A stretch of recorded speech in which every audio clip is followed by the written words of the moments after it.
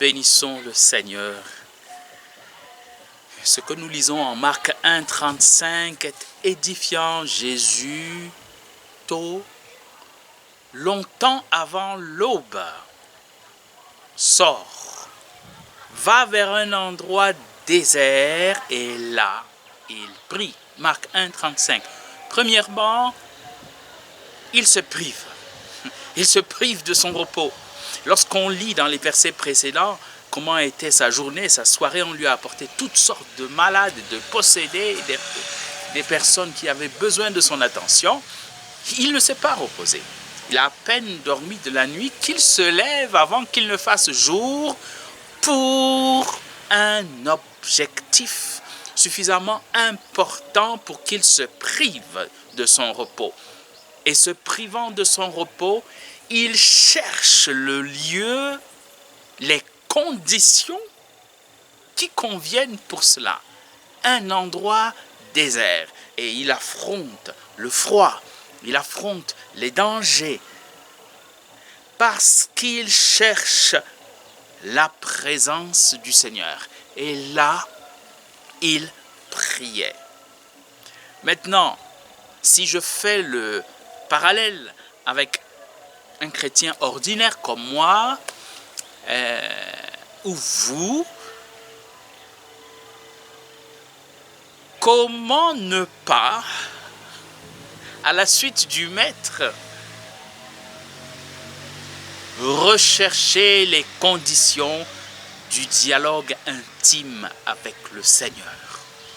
Il y a eu dans les débuts de l'Église, et ça a commencé en Afrique, en Égypte, avec Antoine le Grand, des personnes qui se sont séparées des villes, se sont enfoncées dans le désert pour chercher Dieu,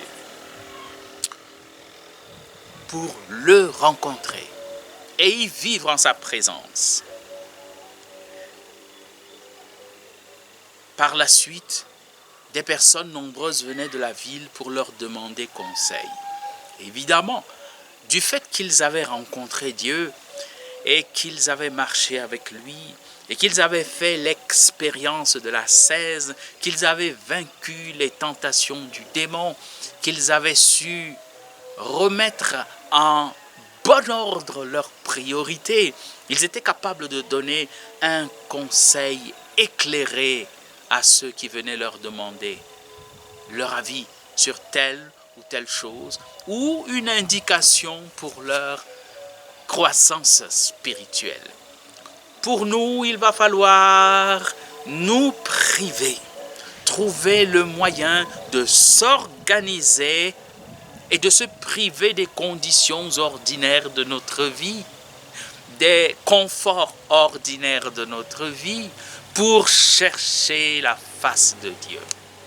Que l'on soit moine, que l'on soit prêtre, que l'on soit religieux, actif, que l'on soit chrétien, laïque, nous avons besoin de trouver la face de Dieu. Et pour cela, nous avons besoin de chercher la face de Dieu. Et pour cela, nous avons besoin de nous priver, de nous détacher pour aller vers lui.